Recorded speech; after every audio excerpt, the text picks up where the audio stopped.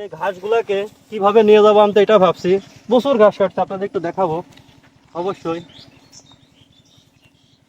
অনেক ঘাস কাটছে অল্প সময়ের ভিতরে। আসলে এত পরিমাণে ঘাস কাটছি সেটা আপনাদের বলে বোঝাতে পারবো না। আপনাদের দেখাই যে আমার রাস্তার ভিতরে কত পরিমাণ ঘাস আছে। অনেক দিন পরে আমি মাঠে আসছি। মাঠে এসে কিন্তু আমি ঘাস কাটছি, আপনারা দেখছেন। আমি কিন্তু একটা বস্তা নিয়ে আনছি এই ঘাসগুলোকে নিয়ে যাওয়ার জন্য। আমি কিন্তু যে আমাদের এখানে কিন্তু অস্ত্রটাকে হাইসু বলা হয়, আপনাদের ভাষায় কী বলে আমি জানি না। তবে আমি কিন্তু হাইসু দিয়ে সুন্দর করে ঘাসগুলো কাটছি। কিন্তু এদিকে আমি লক্ষ্য রাখছি যেন আমার হাতে কখনো পোষ না লাগে। যদি পোষ লাগে তাহলে কিন্তু আমার হাতটা কাটার সম্ভাবনা আছে। যার কারণে আমি চিন্তা করছি যে ঘাসগুলা একটু সাবধানে কাটতে হবে। তবে ঘাস কাটার পরে কিন্তু আমি ঘাসগুলাকে সুন্দর করে বস্তার ভিতরে ঢোকাবো, কেননা বস্তার ভিতরে না হলে কিন্তু এতগুলো ঘাস আমি এখান থেকে নিয়ে যেতে পারবো না। যার কারণে কিন্তু আমি বস্তার ভিতরে ঘাসগুলো খুবই সুন্দর করে।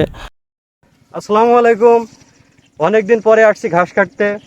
আসলে মাঠের যে পরিস্থিতি তাতে মন বলছে মাঠ থেকে যাইস না, এমন একটা পরিবেশ।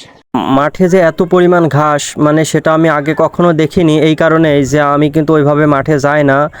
অনেক দিন পরে কিন্তু আমরা তিনজন ছিলাম, যে সবাই ভাবলাম যে আজকে একটু মাঠে যাব, যে মাঠে যে ঘাস হয়েছে সেটা দেখার জন্য কিন্তু আমরা এখানে। মাথায় কোনো কাজ করছে না, এত পরিমাণ ঘাস। যার জন্য কিন্তু আমি এক বস্তা ঘাস কাটছি। এটা হচ্ছে ছাগলের জন্য প্লাস গরুর জন্য, যেন এই ঘাসগুলাকে আমি খাওয়াইতে পারি এবং গরু এবং ছাগলকে তাজা মোটা করতে পারি। যার জন্য কিন্তু ঘাসগুলো আমি কাটছি। আপনাদের একটু ভালো করে আমি দেখাইনি যে আশপাশে যে ঘাস সেগুলো দেখেন, এত পরিমাণ ঘাস। এই ঘাস হওয়ার একটাই কারণ, কেননা এই মাঠটা আপনার ধান কাটার পরেই কিন্তু 2 থেকে আড়াই মাস করে ফাঁকা আছে। যার কারণে কি এখানে অনেক ঘাস জন্মাইছে। এই ঘাসগুলা কিন্তু সচরাচরের গরু আছে যে আশপাশে, আপনাদের একটু গরুগুলো একটু দেখাই দেখেন। এই ঘাসের পরিমাণটা এত বেশি। আপনাদের যদি পরিপূর্ণ মাঠটা দেখাতে হয় তাহলে হয়তো বা আমার এত অল্প সময়ের ভিতরে সম্ভব না। তবে আমি ঘাসগুলা কিন্তু যে ঘাসগুলাকে কিভাবে নিয়ে যাবো আমি তো এটা ভাবছি। প্রচুর ঘাস কাটছে, আপনাদের একটু দেখাবো। অবশ্যই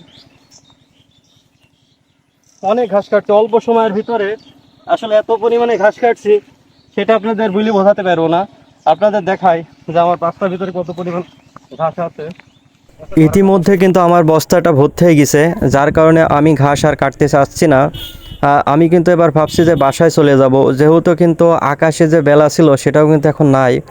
যার কারণে কিন্তু বেলা প্রায় ডুবো ডুবো ভাব হয়ে গেছে আর কি। আমি যার কারণে ভাবছি যে এবার বস্তাটা নিয়ে বাসায় চলে যাব, যেহেতু হাতে সময় নেই। যার কারণে কিন্তু আমি বস্তাটা উঠায় নিয়ে বাসার উদ্দেশ্যে রওনা দিচ্ছি। এবার কিন্তু আমি যে রাখালগুলো আছে ওনারা কিন্তু আমার পাশে কিন্তু যে গরুগুলো আছে ওগুলো কিন্তু চড়াচ্ছে, কেননা এই মাঠে এত পরিমাণ ঘাস যে সেটা আপনাদের ইতিমধ্যে কিন্তু আমি দেখাইছি। কেননা এই ঘাসগুলোকে কিন্তু কখনো ফোরানো যাবে না, এত পরিমাণে ঘাস এখানে।